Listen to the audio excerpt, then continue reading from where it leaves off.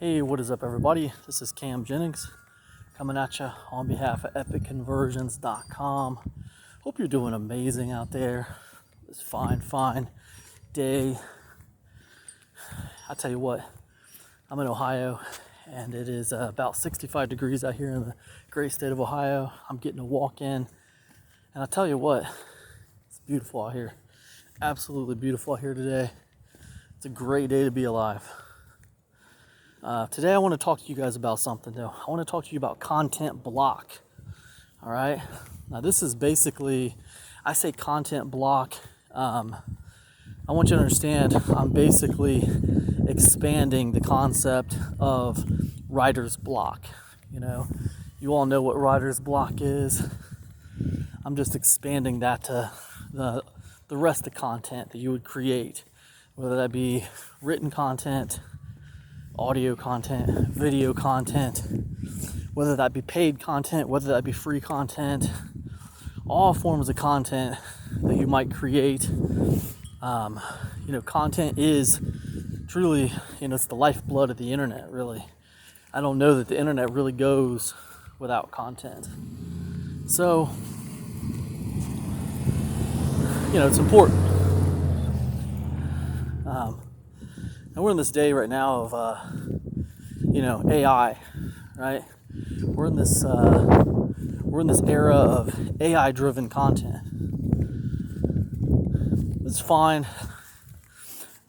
The issue with AI-driven content is that it doesn't have a few things that is required to create impact. Okay? Doesn't have a few things required to create impact.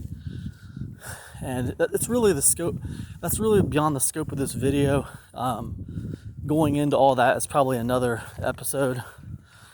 But the point is, at the end of the day, you as the content creator, as the marketer, as the product vendor, you need to be in the driver's seat for your content. You need to decide if it's doing what you need it to do. Okay? Now, where content block comes into all this is when you acknowledge that content's this lifeblood of the internet and you have to regularly put content out, whether that be monthly, whether that be weekly, whether that be daily, then you start to hit this kind of roadblock where it's like, dude, I really don't know what to say. I don't have anything else left to talk about. I feel like everything's already been said. I've already said everything I have to say. I'm tapped out. And whatever I haven't said, someone else has already said it, probably better than I could say it. And, what's the point now? That's kind of, what happens when people hit this thing I'm talking about, content block. You're sitting there trying to figure it out. I'll tell you what helps me when it comes to facing this issue of content block. The first thing is this, strip things down to the bare essentials of what it is you're trying to do. Number one, every piece of content you put out should have a point, right? And that point should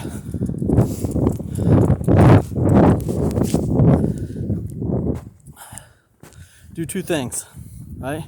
One, it should move your market forward. Sorry about the wind, guys. It's windy out here.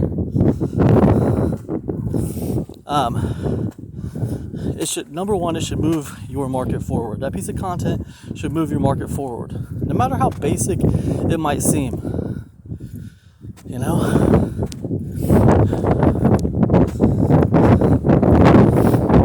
Sorry guys, the wind is just really bad.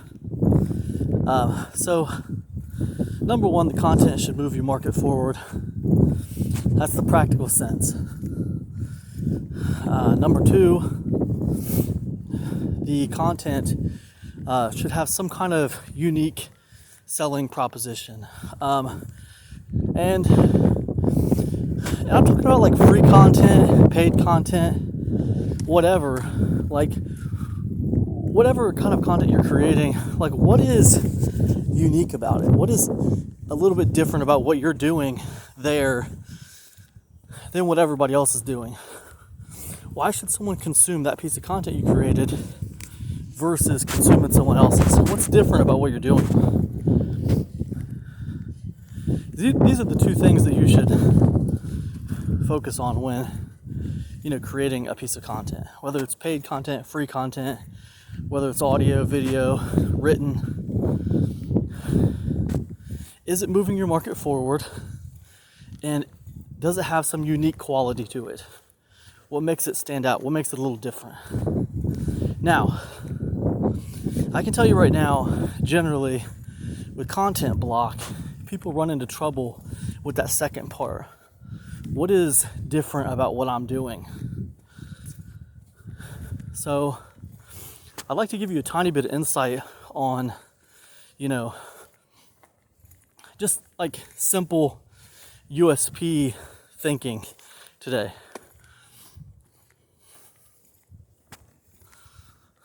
Okay. Now, generally, when it comes to the unique selling proposition, and look, man, I'm not just talking about free content. I'm not just talking about paid content, I should say. I'm also talking about free content. You think you don't need a USP with free content? You do, all right? As I'm recording this, it's 2024, and attention is one of the greatest commodities on the internet. So,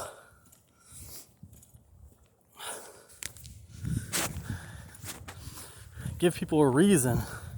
You have to give people a reason to watch your stuff or consume your stuff, whether it's free or not, versus consuming someone else's stuff. Especially it even goes down to the level of, okay, well, they downloaded my free thing, but they didn't consume it. That's no better than not downloading it at all.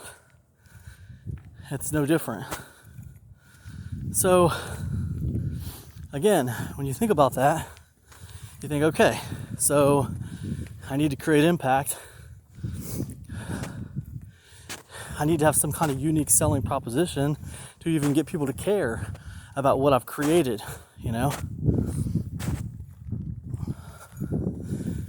So a lot of times that USP, it's not just about the content itself, it's about the positioning of the content,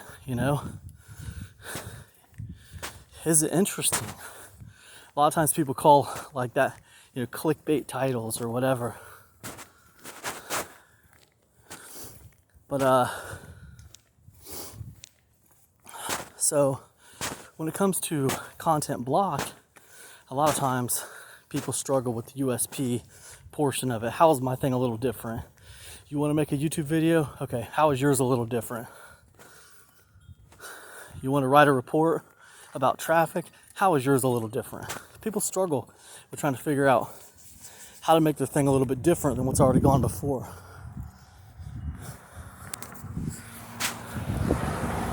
I'll tell you what, to me, the first tip I could give you, and I know I'm kind of meandering on here, but the first tip I could give, and here's the thing, I don't really care. I don't care if I'm meandering on, right? Because I'd rather that the real people who really care what I have to say, who have waited 8 minutes into this video to hear what I truly have to say about this, I'd rather reward those people for their patience than reward the people that click off the video after 30 seconds. That's how I look at it. But anyways, let me get into this. The first thing I would tell you when it comes to this particular subject of USP is the value stacks. And you can stack different things to actually build a better USP. For example, let's say I'm selling audio training, all right? Well, that's nothing new. Lots of people sold audio training. Okay, let's say I'm selling audio training in a particular niche, and let's say I have a lot of competition. All right, how can mine stand out? Okay, well, let's say I add, transcripts to it. Oh, that's nothing new. Lots of people have done that, but I just stacked a little bit of value by doing that. Let's say, and not just that, but I've also decided to take the transcript, turn it into a special report. So now I've got the audio, I've got the transcript. I've went ahead and turned the transcript into a special report. And I went an extra mile, and I've added slides.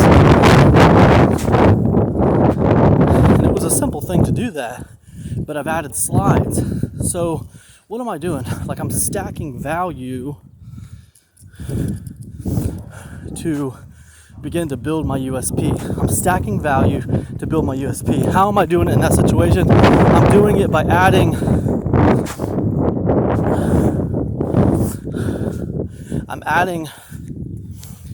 different access to the product.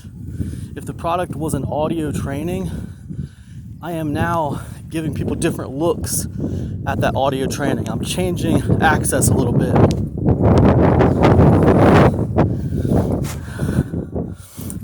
So this is kind of like geared more towards paid content. We won't stay on that, but like for now, that tip is geared towards paid content. One way you can create USP is by adding value. One way you can add value is by changing access. Okay? Giving people a new look at what you have, so to speak. Let's move over to free stuff when it comes to USP, because a lot of people don't associate USP with free stuff. So let's say you want to give people a special report, and you want to talk about, something. Let's just take something that you're in. Let's just say you're in the internet marketing niche. You want to talk about, traffic, because that's like the big thing that people love traffic. I mean, people in all niches love traffic. Okay. So one simple way that you can create USP is with something I like to call glass slipper method. And basically what that is where you provide multiple solutions for one problem. Yes, this problem has been talked about ad nauseum. People have solved this problem over and over again. But what you're going to do is, instead of just providing one solution, you're going to provide multiple solutions. And you might think, okay, well, Cam, how many solutions do I provide? Well, what you want to do is you want to think, what is the number of solutions that I could provide that seems irresistible to me? Like, when I see that many solutions, it makes me stop and take notice. Like, I just want to opt in for this free thing. I'm just curious as to what this looks like, right? What's that number look like? It's going to be different for everybody. It's going to be different depending on what the free thing is you're offering. But that glass slipper method, it's basically just multiple solutions for one problem. It creates this kind of shock and awe effect with the numbers. And what that does is that creates a bit of a USP, right? Because you're generating curiosity, you're generating captivation because you have so many solutions for one problem. So that's another way to approach it. Now, when you think about a USP of a simple YouTube video, just simple free content, this isn't about opt-in, this isn't about getting someone to buy something. This is just simply about getting someone to view something. How does that work? You know, because you could argue that the shock and awe of glass slipper method doesn't really work for a YouTube video because of the simple fact, it doesn't work for a YouTube video because of the simple fact that when people see like an hour-long video on YouTube and they see you talking about 101 ways to do this or to do that or something, that doesn't make them want to watch something. YouTube's a different kind of animal. People haven't really raised their hands to learn anything. They want to know things, but they don't want to learn anything. It's like a different animal. So how would you do it on YouTube? How would you create some kind of unique selling proposition for a YouTube video? There's a lot of ways to do this, but I'm just going to give you a very simple one that you're already familiar with. This is basically fundamentals, right? You hear people talking about clickbait titles. Well, those clickbait titles are clickbait for a reason. They have been proven to get people to click on them. In some way, shape, or form, that clickbait title has made a promise that captivates people. So what you need to do when it comes to figuring out a way to stand out on YouTube is study those titles. Figure out why they're captivating, why they matter. Why are they clickbait titles? Why do people care about this? And when you do that, you're going to start to figure out, okay, this promise that they're giving people, that's captivating. That's what's creating the USP. It's a unique selling proposition. You're proposing something that is unique. It's a little bit different than what people are used to. And if you start studying some of the clickbait titles on YouTube, what you're going to find is patterns arising that you can emulate. Now, this is like not the only way to get good on YouTube and succeed on YouTube. You can't just operate on clickbait titles alone, even if your content's great. But we're talking about USPs here.